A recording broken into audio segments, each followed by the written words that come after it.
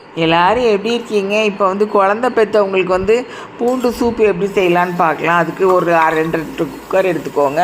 கடுகு, உளுந்தம்பருப்பு, வெங்காயம், எண்ணெய் எல்லாம் ஊற்றி தாளித்ததுக்கப்புறம் அதுக்கப்புறம் பூண்டு வந்து ஒரு 20 பல் இருந்தால் போதும், இல்லைனா ஒரு 10 பல் இருந்தால் கூட போதும். அதை போட்டுக்கோங்க. போட்டுட்டு தண்ணி வந்து ஒரு 1/2 லிட்டரை ஊற்றிக்கோங்க. அதுக்கப்புறம் வந்து 1 ஸ்பூன் உப்பு போட்டுட்டு ஒரு சின்ன ஸ்பூன் அளவு மிளகுத்தூள் போட்டுக்கோங்க. இது விருந்தார ஆச்சி சமையல் தமிழ். இது சப்ஸ்கிரைப் பண்ணுங்கள். கேஸ் ஸ்டவ் ஃப்ளேம் ஃபுல்லாக வச்சுட்டு ஆவி வந்தோடனே வெயிட்டை போட்டுட்டு கேஸ் ஸ்டவ் ஃப்ளேம் மீடியத்தில் வச்சுட்டு ஒரு விசில் வந்தோடனே ஆஃப் பண்ணிடுங்க.